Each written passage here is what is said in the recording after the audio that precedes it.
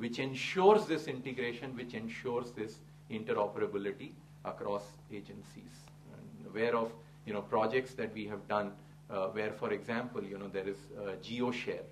So there is a geographical information system which has been set up on some Microsoft platform, and which is shared across all agencies for various facets of life, and which is assisting people.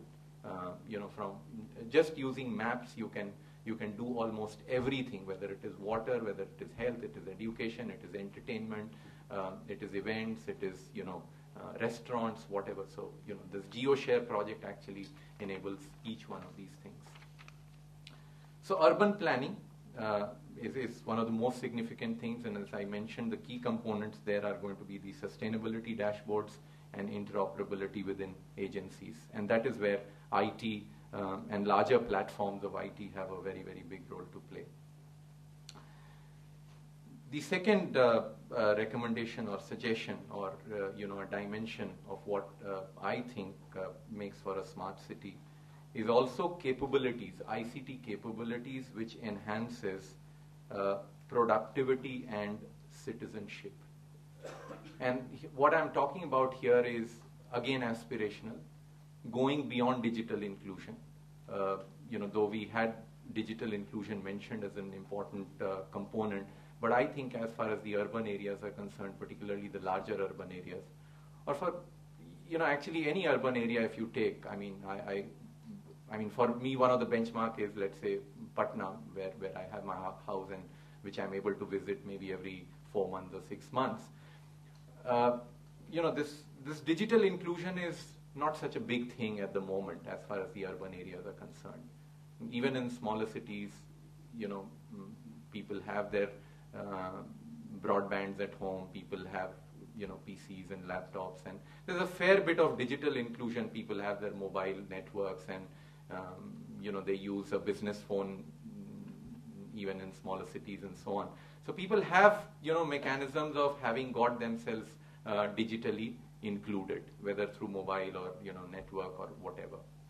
So we need to take this a little beyond in terms of the overall citizenship and overall productivity improvisations.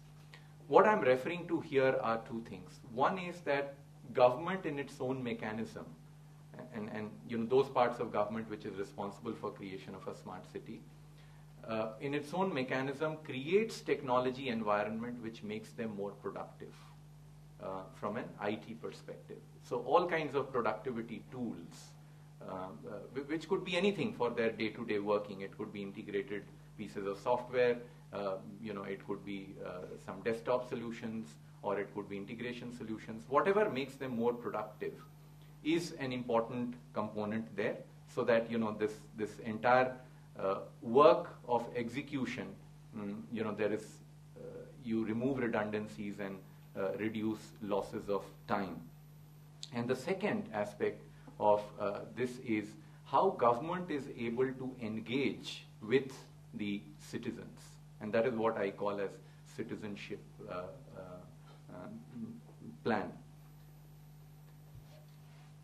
And we got that example of Twitter at the London Tower, and that's what I'm referring to. What is the kind of networking or collaboration capabilities that government is able to create with citizenship, and not just the digital inclusion.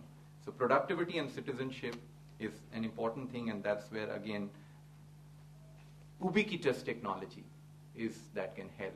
Technology which is present, omnipresent, which allows connectivity anytime, which allows social networking, which allows any kind of enablement, collaboration across citizens and agencies. And the third and the last point that I would like to make in that sense is, one of the ways to jumpstart this entire smart city is if the city took on at least that one smart thing that it is going to be known for world over, right? We do that in the area of food. Delhi is known for its butter chicken. If you go down south, Chennai is known for its Murugan idlis. If you go to Mumbai, it is known for its vada pav, If you probably go to Kolkata, it is known for its rasagullas. So, we probably, one of the ways to jumpstart this is that if a particular city could look at that one big thing that they are going to do from an IT perspective to get itself catapulted in that smart city framework. And that could be anything. It could be green IT usage. It could be, a city having most hotspots across, Asia.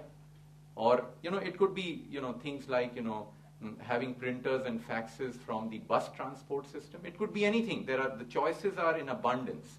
There are, 10 to 12 such big theme choices which the city could choose from. And if the city selected at least one of them and executed on that, that itself could catapult, that city into some parts of that being a smart city. So these are the thoughts that I had. I think IT has a significant value to add in the creation of smart cities. I think the very name suggests that, ICT has a big role to play here. And I do wish the organizers a very, very good luck with the entire seminar. And thanks a lot. Thanks a lot for your patient hearing.